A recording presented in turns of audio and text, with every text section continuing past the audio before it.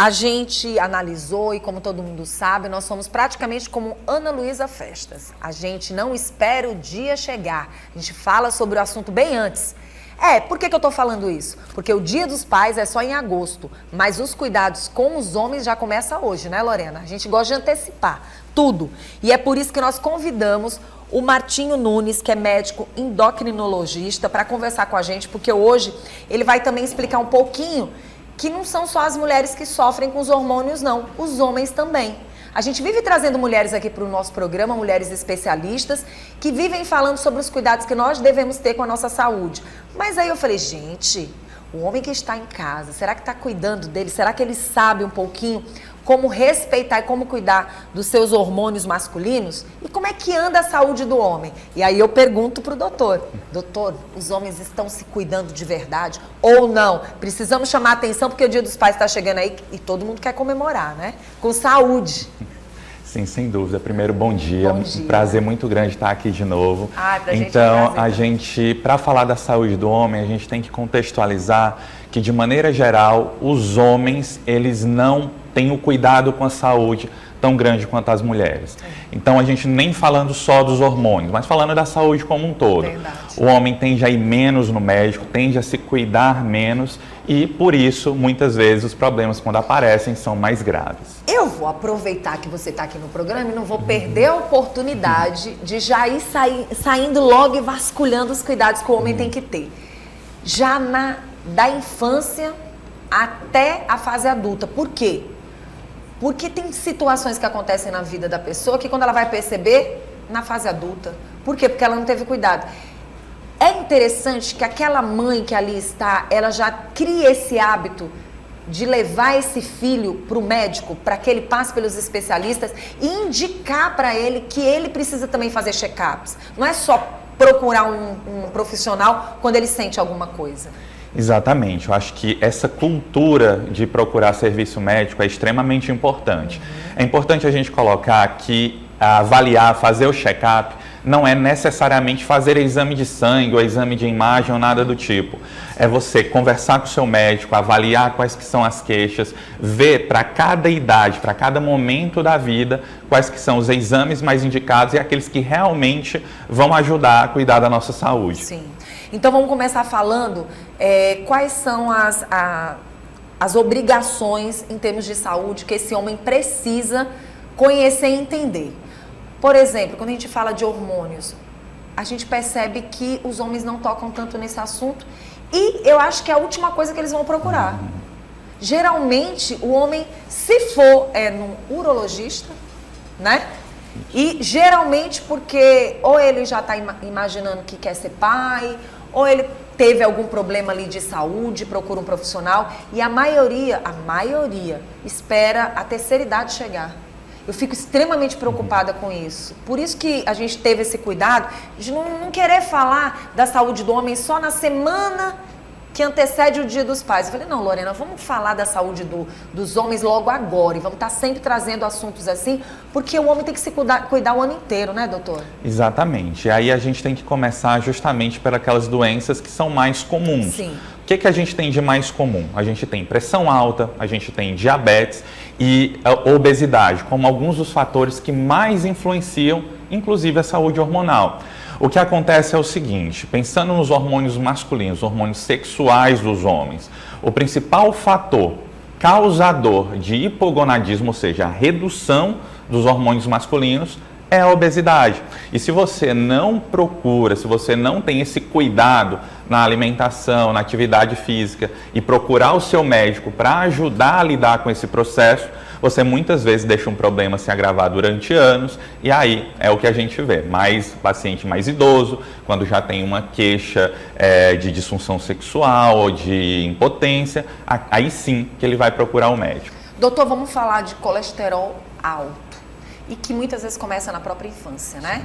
E muitos levam ela se arrastando na infância, às vezes a mãe não tem aquele cuidado de saber o que está entendendo, o que está acontecendo com o filho. Aí quando chega na fase adulta, acontece de você perder uma pessoa ainda tão jovem, né? A pessoa, por exemplo, meu filho, ele na fase da infância, eu descobri que ele tinha um colesterolzinho alto. e nem era forte, era magrinho. Só que eu percebi que esse colesterol alto vinha de família. E aí o que aconteceu? Eu levei ele no profissional, no endocrinologista, e lá a gente descobriu. O que aconteceu? Levei ele para o esporte, para o futebol e, obviamente, cuidando dessa alimentação dele. Acredito eu que pelo menos ele tenha começado uma história de qualidade de saúde. Dúvida. Tanto é que fazer o esporte, ter uma boa alimentação, leva você a um colesterol bom. Mas muitas pessoas não têm noção disso. Às vezes você diz assim, nossa, fulano morreu tão cedo. Às vezes você não sabe que um probleminha que você acha que é um probleminha pode ser um problemão na fase adulta, né, doutor? E aí vem por alguns motivos, na verdade. O primeiro deles é entender que o colesterol está dentro de um contexto. Sim. Então, ele vai causar problemas a depender da pessoa ter pressão alta, ter diabetes, ter obesidade. Então, ele vem meio que num combo. Sim. O segundo ponto é que o colesterol por si só, ele não dá sintomas. E aí já leva a pessoa a muitas vezes não procurar uma ajuda, não procurar ou não fazer o tratamento recomendado, justamente porque não está sentindo nada, acaba não fazendo.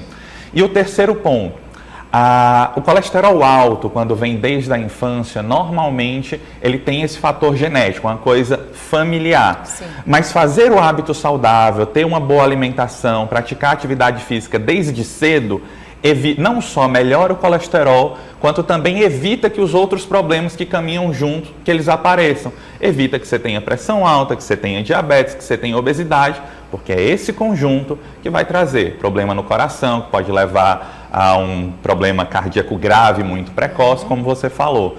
Então, é tudo dentro do contexto e cabe você mudar o seu estilo de vida, ter um hábito saudável e também procurar o médico para saber o que está acontecendo. O que esse desequilíbrio de hormônio pode causar na vida do homem?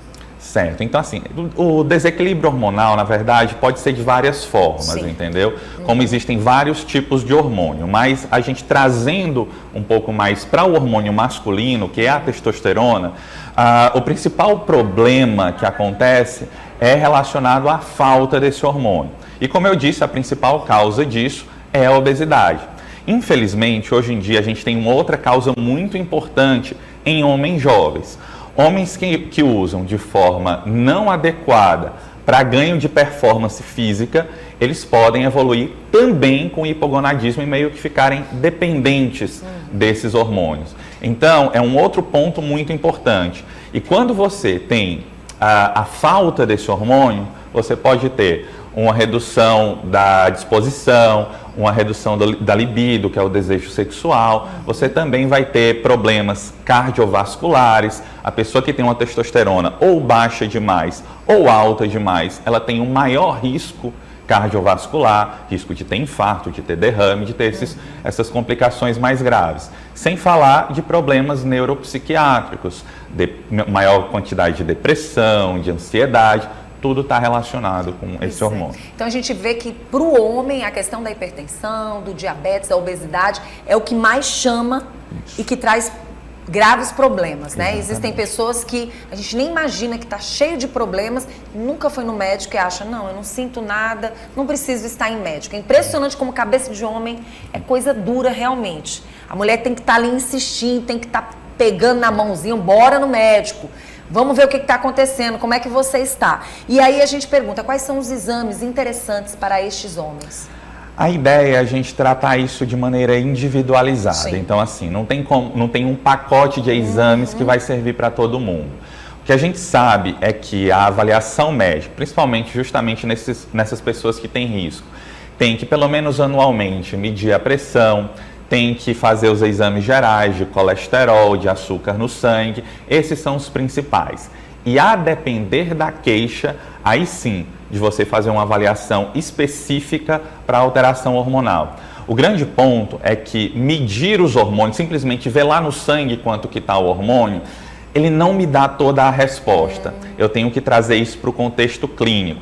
Então, como eu falei, o mais importante é você ter uma avaliação médica periódica e dentro daquelas queixas, dentro dos riscos que aquela pessoa individualmente tem, a gente pede os exames. Pronto, eu costumo dizer lá em casa, olha, neurologista, cardiologista, pelo amor de Deus, procure um urologista, tem que realmente estar sempre buscando. Sim. E eu acho, gente, que isso fica aqui também um alerta para as mães, beleza, mas um alerta também para as esposas, para as namoradas, para as noivas.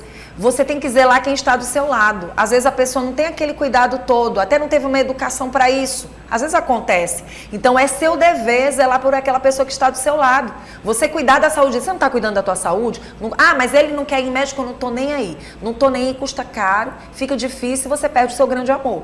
Então você tem que zelar por aquela pessoa que está do seu lado. Sabe? Eu acho que, às vezes, as pessoas vivem tantos anos juntas que deixam de ser zelosas. E eu acho que esse zelo tem que existir, porque é muito importante. Não adianta você querer depois chorar e se lamentar depois que a pessoa foi embora.